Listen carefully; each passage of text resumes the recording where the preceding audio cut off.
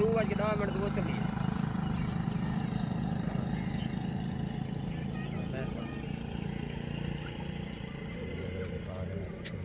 बिस्मिल्लाहिर्रहमानिर्रहीम। अस्सलाम वालेकुम प्यारे दोस्तों, मैं हूं मुर्तज़ा भट्टी। आप देख रहे हैं मेरा यूट्यूब चैनल।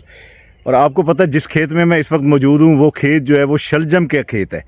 शलजम जो है हमारी सर्दियों की एक बहुत ही ज़बरदस्त लजीज़ किस्म की एक सब्ज़ी है और ये सब्ज़ी तकरीबन हर घर में इस्तेमाल होती है और बहुत ही कमाल की ये चीज़ है।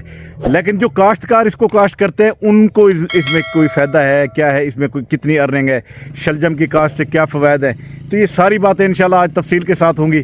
मेरे साथ यहाँ किसान भी मौजूद हैं और ये शलजम की फसल भी। मैं पहले भाई से इंटरव्यू कर लूँ, उसके बाद इंशाल्लाह आपको मज़ीद बातें भी बताता हूँ मैं। अच्छा रियाज भाई, आप यहाँ पर इसके शलजम के ग्रोवर हैं। शलजम पहले भी काश्त किए, ये पहली दफ़ा काश्त किया आपने? नहीं, अब तकरीबन 10-15 साल थी असां काश्त करने खड़े इन्हां को। अच्छा। शलगम को माशाल्लाह इनकी बहुत ही अच्छी फसल है कि बीज हर किस्म का साढ़े कोल भाई लाया वेंदे इन्हां बीज, जेड़ा कोई कितनी भाई महंगा तो महंगा बीज लेसी अच्छी फसल चाहिए। क्योंकि असां ने तकरीबन ही को काफ़ी अरसे तो लेने खड़े हैं, सब को इन बहु भी मुनाफा थींदे कि बहु भी अच्छी फसल है, इन्हां खर्चा बहु कम है, समझो कि आमदनी की इजाफा थी वेंदी है कि अब रेट ही मार्केट के मुताबिक सब सही मिलिया वेंदे। क्योंकि इन रेट असां 10 की 15 को लाया है कोई भी। अच्छा अच्छा रियाज भाई, मैं अगे देता पिया कि ये तुसां अगे ती काश्त कीती हुई है, क्योंकि शलजम दी काश्त हुण 11वें महीने चलदी पई है। 11वें तुसां 10वें च ला रही है। 10वें दी कितनी तारीख को लई है? 11वें दी 15 तारीख को लई है सही है। अच्छा। और केड़ा बीज इस्तेमाल कीते तुसां? ये क्लोज है। क्लोज हाईब्रिड है या आम है? हाईब्रिड हाईब्रिड बीज इस्तेमाल किते हुए। अच्छा, मेरे को ये दसो कि इंदे वास्ते जमीन दी तैयारी इवें नॉर्मल है क्या है, जरा मेरे को दसो कितनी हाल लगदे जमीन वास्ते खेल उते काश्त कीती है किवें कीती है? जमीन दी सही अच्छी तैयारी करनी पौंदी, इने को पहले रवनी करनी पौंदी, 2 दफा पानी ला के जी। उनके बाद शलगम को वल थोड़ा जी जमीन को वातर जलाई वहा के 4-5 हाल दे के वाल उनके बाद घुंगला दा बीज छट के वाला से को दक्कल मरेने है अपने हिसाब नाल पानी लेने। मौसम दक्कल क्या चीज है सही? एक खेला। अच्छा, खेल कित नाल बने देवे? खेला ट्रैक्टर नाल बने ने। ट्रैक्टर ओ जरा रिजर लगदे? जी हां, रिजर होंदे। रिजर नाल तुसा इंदी खेल बना रहे देवे? जी हां। ओ बीज दा पी आउंदे ओवल बीज साइडां दे थी वेंदे उते खेल उते साइड दे खुद बखुद से चला वेंदे भी कुदरत दा निजाम है। अच्छा वाह जी वाह। अच्छा रियाज भाई, ये दसो कि माशाल्लाह इंदे बाद जेरे वेले तुसा काश्त कर गिंदे वे, जिवें हुण तुसा दसे वल पानी पहला केड़ले लगदे को? पानी फौरी ला देने हैं, जिवें वातर दे आंदे पानी असां हूं हिसाब दे लेने भाई, जिवें वातर आंदी वैसी असां हूं हिसाब दे पानी लेने वैसी। यानी अगर खुश्क ज्यादा हो सीधा ज्यादा पानी लेसो? नहीं, खुश्क को लावना नहीं पौंदा ज्यादा भाई, सिन्नी वातर हिसाब दे लावना पौंदा। अच्छा, को सिन्नी वातर च लावना पौंदा? जी हां। अच्छा अच्छा अच्छा अच्छा, यानी खुश्क करके नहीं लावना पानी? कोई ना सर, इतना खुश्क। अच्छा, पानी को ज्यादा चाहिदा होंदे घट चाहिदा होंदे, ये क्या है? ना पानी इतना नहीं गिंदा, अपने हिसाब दे मौसम दे हिसाब नाल गिंदे, क्योंकि टेंपरेचर गर्मी दी होंदी है ना, जड़ी गर्मी अगर ज्यादा पै वने तो वाल पानी ज्यादा, अगर गर्मी घट हो जिवें आजकल मौसम पे हिसाब दा है जी जी, तो उस हिसाब नाल पानी घट लगदे वाले ना को पानी घट लगदे। अच्छा दूजा रियाज भाई, मेरे को ये दसो कि इनको कोई बीमारी दा भी अटैक थींदे इंदे उते? बीमारी दा अटैक थी सकदे को तेला सब्ज खांदे को। अच्छा, सब्ज तेला खांदे? जी। अच्छा, सब तेले वास्ते असीं स्प्रे ना को करने होने हैं, जेड़ी क्योंकि मार्केट में बहुत सारे दवाएं हैं, जेड़ी अच्छी दवाई होवे लश्करी को लगदी है। अच्छा, ते सब तेले लगदे उन बाद जेड़ी सब अच्छी दवाई लगी असां कर गिने ना को।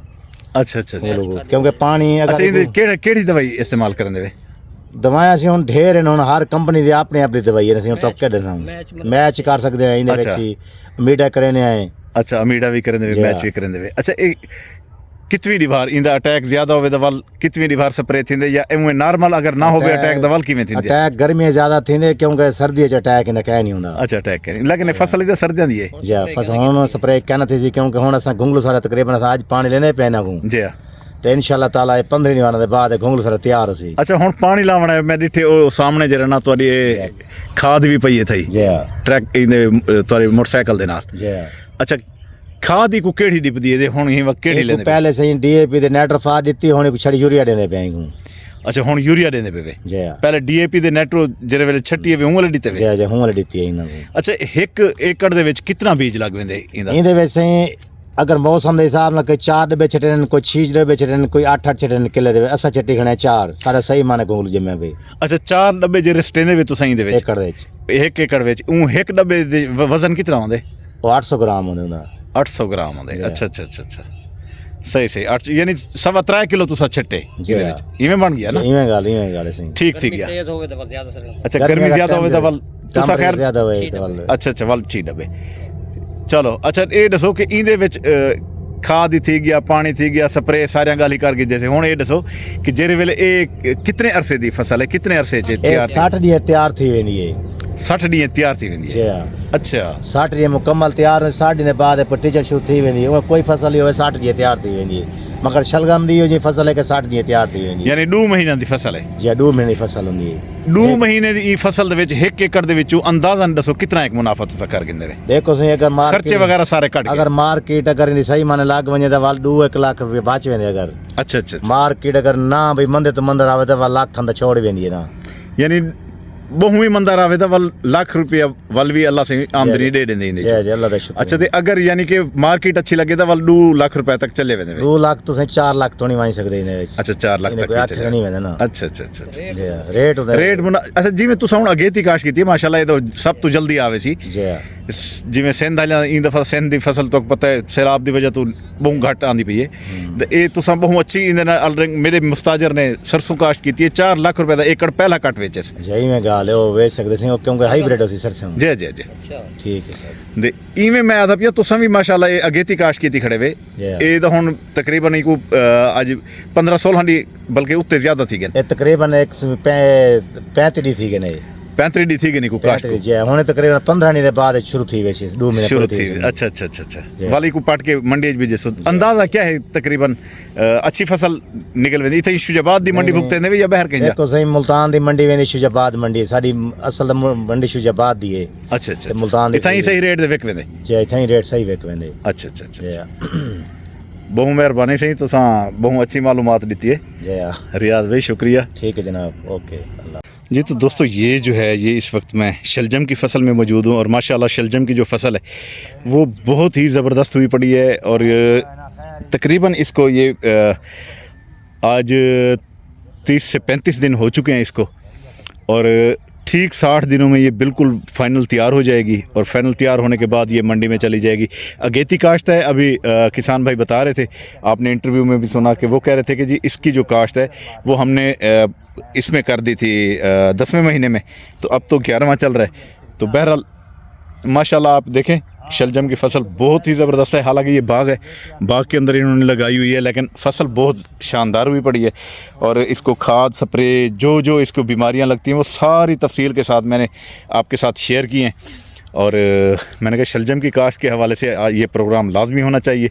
तो अल्हम्दुलिल्लाह हमने ये प्रोग्राम किया और आपको सारा कुछ इसमें जितनी भी बातें थी वो सारी आपके साथ शेयर भी की हैं और किसान भाई ने भी अपना तमाम जो तजर्बा था 15 साल से ये इसको काश्त कर रहे हैं और 15 साल एक बड़ी टाइम होता है, बड़ा एक्सपीरियंस होता है।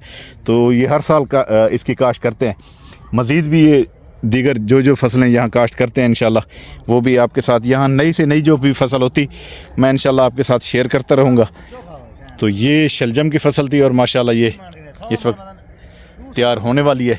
बाकी तकरीबन 20-25 दिन रह गए, उसके बाद ये चली आएगी मार्केट में और इसमें अच्छी अर्निंग हो जाएगी।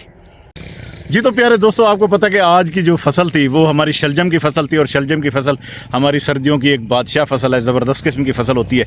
और आप मेरे पीछे देख रहे हैं कि शलजम का खेत इस वक्त तैयार है।